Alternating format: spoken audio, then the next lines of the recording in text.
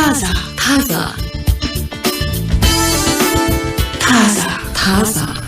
ዛሬ በቆይታችን ያው አንዳንድ መረጃዎችን እንመለከታለን። የቤተሰብ ሰዓት እንደተጠበቀ ነው። ምን አለ አንዱ ምናነሳው ሲኤንኤን በጉልህ ይዞት ወጥቶ ያው ማህበራዊ ኃላፊነቱን የተወጣበት የመጨረሻውን ነገር ያላሳየበት አንድ ከአንበሳ ጋር የተደረገ ትግል በጣም አስገርሞኛል።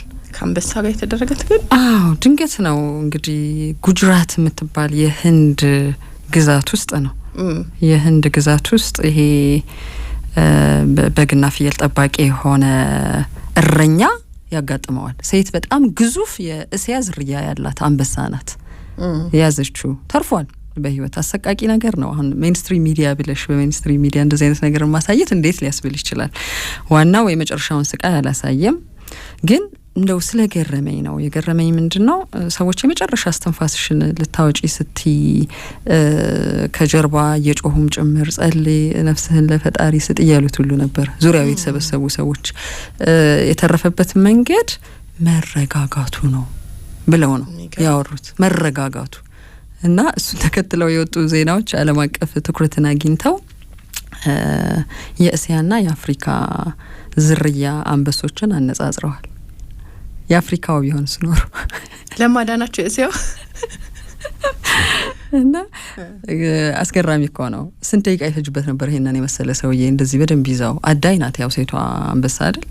ስንት ደቂቃ ይፈጅበት ነበር ሲባል በአማካይ ምሁራንም የሰጡት ነገር ከ1 እስከ 1 ከ30 ደቂቃ ከ1 ደቂቃ እስከ 1 ከ30 ደቂቃ ብቻ ይፈጅበት ነበር። የአፍሪካው አንበሳ ቢሆን ኖሮ የአፍሪካው አንበሳ ከያዘ አይለቅም ነው ነገር። ያው እንደ ዝርያቸው አዳኝ ሲሆኑ የሚያሳዩቸው ባህሪያት ተጠንተው ስለሚቀመጡ ነው። የእስያው ግን አላፍታዋለች። ግን ማላፋቷ ህይወቱ እንዲያልፍ ምክንያት ይሆን ነበረ። ነካክሳለችም በቃ ይዘዋለች በደንብ። ምን አለፋሽ ልክ ምንድነው ተጋድላ ያሸነፈችውና የጣለችውን ሟች እግሯ ስር እንደማስገባት ነው። ግዙፍ አንበሳ ናት በዛ ላይ። ግን ሴቶቹ አንበሶቹ አነስ ይላሉ ካረም በጣም ግዙፍ ናት። ለሴት ያው አቨሬጅ የሚያወጡት ከራሳቸው ጾታ ነው። ከሴት ሴት ከወንድ ወንድ ተብሎ ግን የሚያድኑት ሴቶቹ እንደሆኑ ይታወቃል። ተሯሩጠው ይዘው በቅልጥፍና ነው የሚያድኑት። ራሱ እዛ ላይ ያሳየችው ነገር እሷ እንደምትበላው ነው እርግጠኛ የሆነችው። ለምንድን ነው ያመለጣት የሚለውንም አጥያያቂ ሆኗል። እና ምንድን ነበር ያደረገው ይሄ ሰው የሚለውን እናያለን። ትንሽ በቤተሰብ ሰዓታችን በወላጆች አንደበት ያልተነገሩ ነገር ግን ልጆች ስለ ወላጆቻቸው ያወቋቸው የግንኙነት ታሪኮች እናያለን። 4 ታሪኮች አሉ። 4ቱን ታሪክ አይተን ስለተናገራችሁና ስላልተናገራችሁ አይደለም ልጆች በምን እንደሚያውቁባችሁ የእናንተን ሙሉ የግንኙነት ታሪክ የሚለውን እንድናይ ነው። ማስጠንቀቂያ ይመስላል። ማያውቁ መስለው ልጆች የሚያውቁባቸው መንገዶች ያው ልጆች እኮ ምንም አያውቁም ተብለው ስለሚናቁ ነው ወላጆች። ይሄ ምንም መስጠጣቸው ግምት አነስተኛ ነው። አንዳንድ ወላጆች አሁን እናቶች ለምሳሌ እኔ ከአባቴ ጋር ስኖር ያየሁት ፍዳ ብለው ታሪክ ተናጋሪ ናቸው። ወይም በየቀኑ ያወሩታል። ተናግረው ማወቃቸው ብዙ አያስገርምም አይደል ልጆች? ምክንያቱም ከእናት ከሚወዳት እናቱ ሰምቷል ያለች ከአባት ሰምቷል። ስለዚህ ለምስክርነት አይቸገሩም።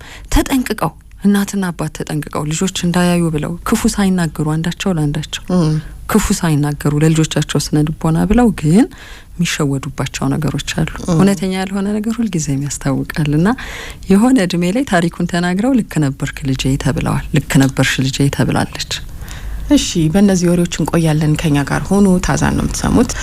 ያው አንዳንድ አጋጣሚዎች እጅግ አደገኛ ቢሆኑም እንኳን የምናልፍበት ሂደት ውጤቱን ይወስነዋል አይደል? አዎ በጣም ይሄ ሆሊውድ ውስጥ ድሮ ሲሰሩ የነበሩ አድቬንቸር የሚመስሉን ነገሮች በእውነተኛው ዓለም አጋጥመው የብዙ ሰዎችን ትኩረት ይስባሉ።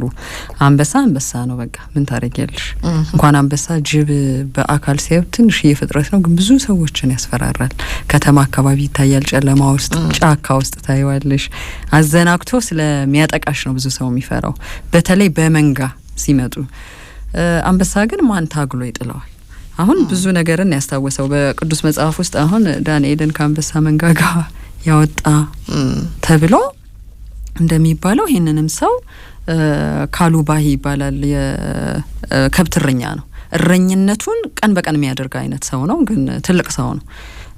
ይሄ እረኝነት የሚወጡበት ቦታ ለጉጅራት ውስጥ ላለው ብሔራዊ ፓርክ ቀርብ ያለ ነው እና አንዳንድ ጊዜ ሰዎች ምን ያደርጋሉ ግንዛቤ እየተሰጠ ጭምር ረፉ እየተባለ ጭምር ሄደት ይላሉ ከከብቶቹ ጋር ጠጋ ይላሉ ረጅም ርቀት ከነሱ ውጪ እንዲሆኑ ይመከራል ነው እንግዲህ ያየሁት መረጃ CNN ላይ ግን ይዳፈራሉ ምንም አንሆንም በሚል ይሄ ለመጀመሪያ ጊዜ የመጣ ጥቃት ነው ግን ብዙ ተቃውሞንም አስነስቷል ጉጅራት ውስጥ ህንድ ውስጥ መንግስት በሚፈለገው መጠን ብሔራዊ ጥበቃ የሚደረግለትን ፓርክ ከመኖሪያ አካባቢ አላራቀም ወይም ደግሞ ነዋሪዎቹ ይሄን ፓርክ እንዲርቁና ደህንነታቸው እንዲጠበቅ አላደረገም በሚል ነው ድንገት ነው እንግዲህ የያዘችው ሰዎች በካሜራ ቀርጸዋል አካባቢው ላይ ያሉ ሰዎች ግን በአጋጣሚ ስለ አንበሳ ባህሪ የሚያውቁ ናቸው አንዳንድ የዱር አውሬዎች ባህሪያቶቻቸውን ማወቅ ጥሩ ነው የሆነ ድንገተኛ ችግር ቢያጋጥም ሆይ ብለን እዛው ጋር የምንጨርስበት ነው ወይስ እነሱን መላመላ ብለን ቢያንስ ያለን እድል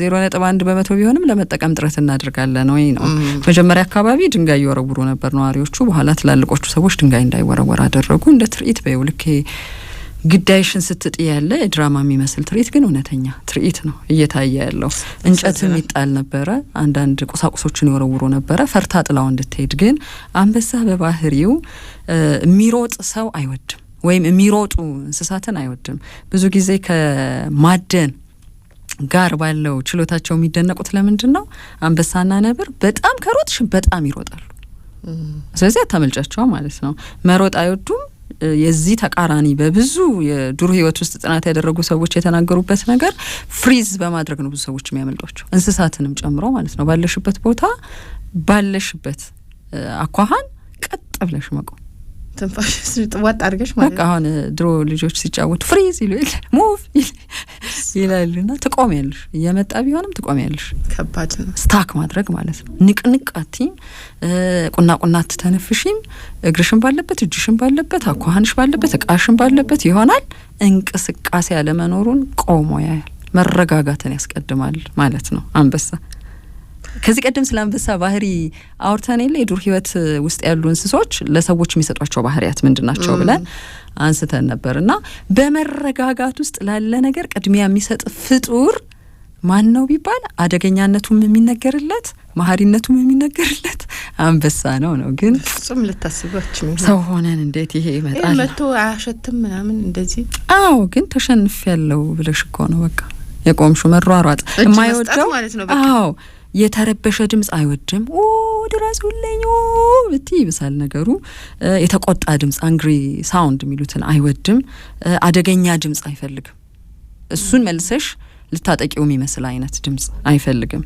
መንቀሳቀስ አይወድም በአጠቃላይ ይሄ ሰው እንግዲህ ፈጣሪ ረድቶት ነው መቼ ምንም ልል አልችልም አይ ድንጋጤ አድርቆት ድንጋጤ ራሱ አያደርቅም ያው ድንጋጤ ወይ ድርቅ ያደርግሻል ወይ ደግሞ ያው ለሚለቀቀው ሆርሞን ስትደነግጪ ሽታው ሪከርድ ምትሰብሪበት አይቀድማትም ነበር እሷ አንበሳ ግዙፍ ናት እኮ ሽንጣቸው ራሱ የሚገርም ነው እኮ ለማንኛውም የዚህ ሰውዬ ራሱን ያዳነበት ታክቲክ ወይም ስልት ሰርቫይቫል ታክቲክ ተብሎ ብዙ እየተወራለት ነው የሚገኘው 3 ነገሮች ናቸው ድንገተኛ እንቅስቃሴ ወይም ድንገቴ እግሬ አውጪ ነፍሴ ይዳና አይነት ሩጫ ውስጥ አልገባም ሁለተኛው እንደሞተ አስመሰለ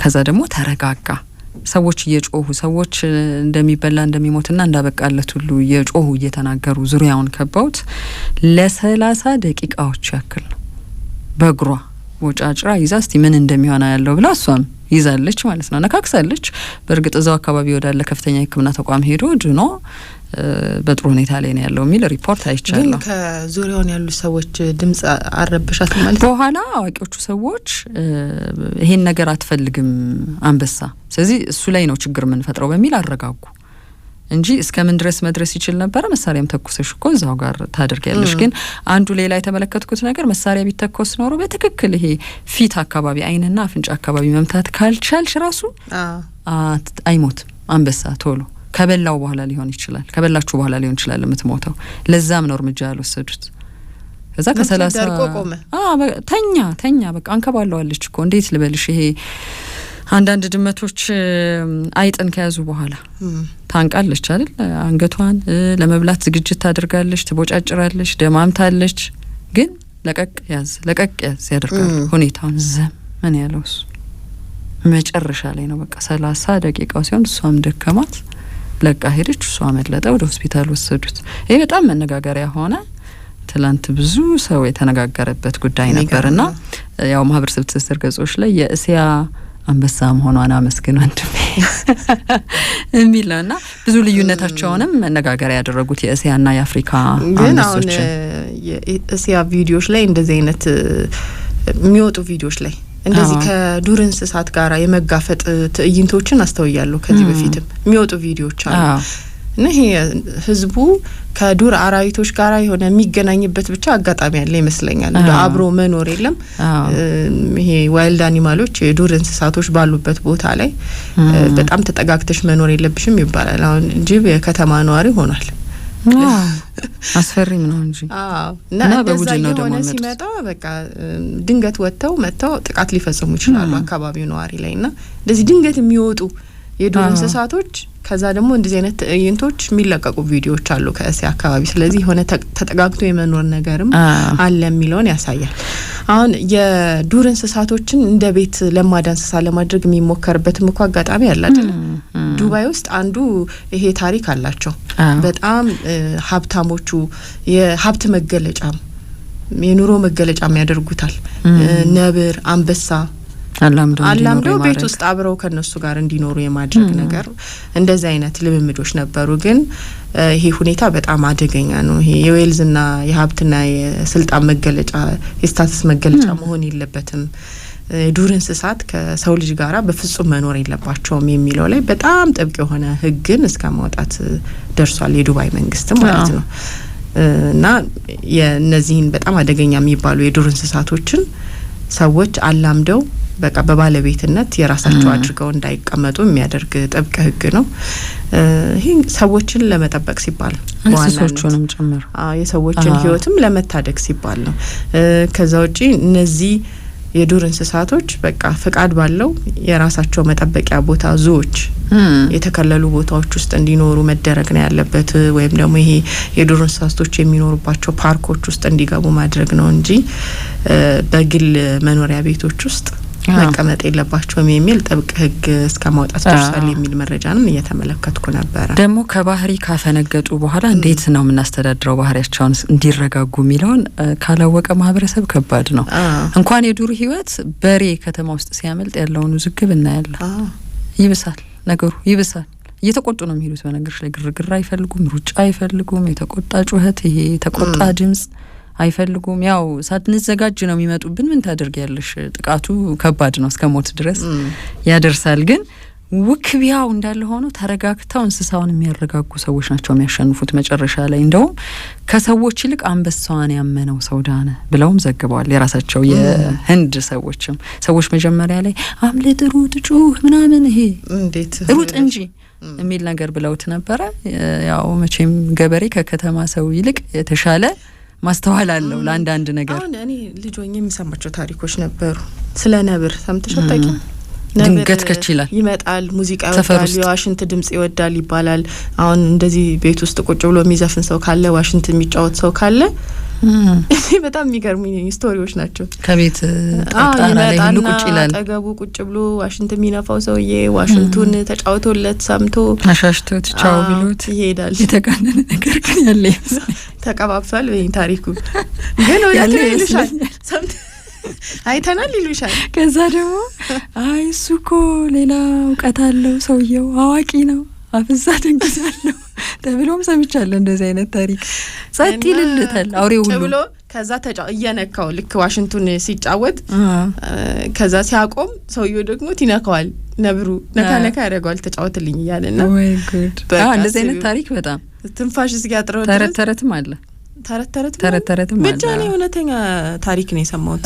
እንደዚህ አድርጉ ከገጠር የሚመጡ ዘመዶቻችንም እንዲሁም ደግሞ ያው እናቴም የሰማቻቸውን የድሮ ታሪኮች ትነግርሻለች። ነብር እንዴት በቃ ሰው ካልተተናኮልሽው ሰላም ከሰጠሽውና ካከበርሽው ምንም ነገር ሳይተናኮልሽ እንደሚሄድ ከዛ ግን ያው ነብር የሚባል ነገር የለምም ይባላል አይደል እውነተኛው ታይገር ነብር አይ አለ የለም ይባላል ዝርያው ሌላ ነው ተብሎ እኮ ብዙ አይነት የነብር ዝርያዎች ናቸው የሚባሉት አይ ቺታላ አቦሸማኔ አብላጫው አፍሪካ ውስጥ ያለው አለ ግን ነብርማ አለ በቁጥር ትንሽ ናቸው በሚል ነው እኮ በየቦታው የሚገኝ አይደለም ይሄ መቶ ዋሽንግተን ሰማ የሚባለው አይነት አይደለም ይመስለኛል ሌላ አይነት የነብር ዝርያ እንደዛም ሊሆን ይችላል ድመት እንዳይሆን ይሄ ትልቅ ድመት አይተው እንዳይሆን አነርም እኮ አለ አይደል አነርም ይባል ልዩነታቸውን ብዙ ሰው ላያውቀው ይችላል ነው እንጂ እኮ እኔ ብቻ ግራ ያጋባኛል ብዙ ይሄ ስለ ታይገር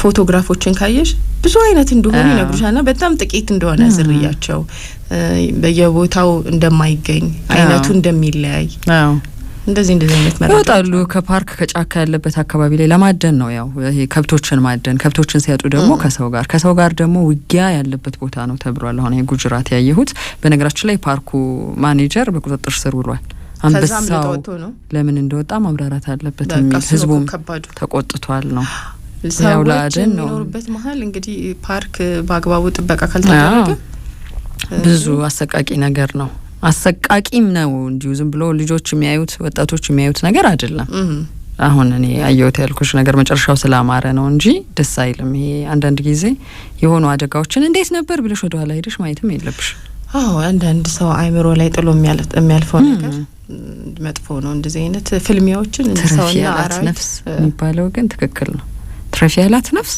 በቃ ትክክል ነው እና ግን አንዱ መሰረታዊ ነገር የዱር እንስሳቱ ራሱ ምን አይነት ባህሪ ያላቸው ምን ስታርጊ ነው ምንም ሳያረጉሽ የሚሄዱት የሚባለው ባህሪያቸውን ለመረዳት መሞከር የተባለው እኮ ነው አሁን ነብሩ ሙዚቃ ይወዳል ተባለ ሙዚቃ የሚወድ ከሆነ ስትጫወችለት ጸጥ ብሎ የሚሄድ ከሆነ ተጫወተሽ በሰላም ማሰናበት ነው ማረጋጋት ርቦት ከሆነ እውነተኛ እኮ ታሪክ ሊሆን ይችላል እውነተኛ እኮ ያጋጠመ ነገር ሊሆን ይችላል አይደል እንዴ ሰዎች መቼም ያው የሚቀባቡት ነገር ቢኖርም ግን እውነታ ይኖራል መነሻው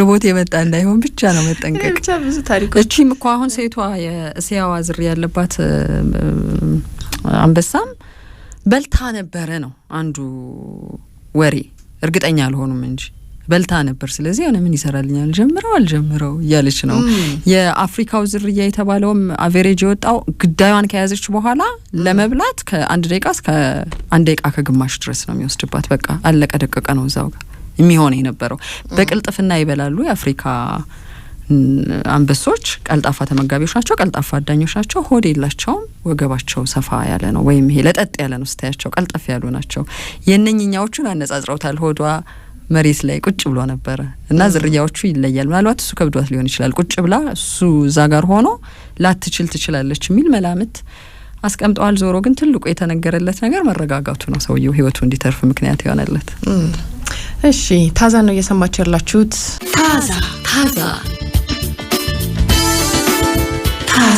ታዛ